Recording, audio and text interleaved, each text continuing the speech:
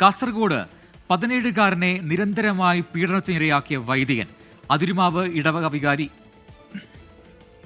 Father Paul തട്ടുപറമ്പിലിനെതിരെയാണ് പരാതി. Case register ചെയ്തതിന് പിന്നാലെ വൈദികൻ ഒളിവിലാണ്. അരുൺ പാറയ്ക്കൽ കാസർഗോഡ് നിന്ന് ചേരുന്ന വിവരങ്ങളുമായി. അരുൺ, വിശദാംശങ്ങൾ എന്താണ്?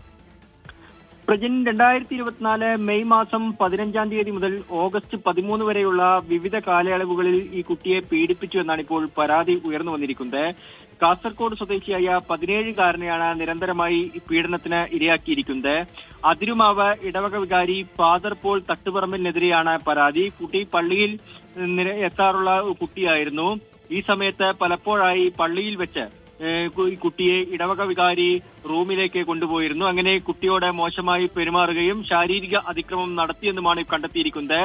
കുട്ടിയെ സ്കൂളിൽ വെച്ച് കൗൺസിലിംഗ് നടത്തിയിരുന്നു. ആ കൗൺസിലിംഗിലാണ് കുട്ടി കൗൺസിലറോട് ഈ കാര്യം തുറന്നു പറയുന്നത്. അങ്ങനെ വീട്ടുകാരെ വിവരമറിയിക്കുകയായിരുന്നു. തുടർന്ന് ചൈൽഡ് ലൈനിന് പരാതി നൽകി. ചൈൽഡ് ലൈൻ മുഖേനയാണ് ഇപ്പോൾ പോലീസിന് പരാതി ലഭിച്ചിരിക്കുന്നത്. പോലീസ് കേസിൽ എഫ്ഐആർ ഇട്ടിട്ടുണ്ട്.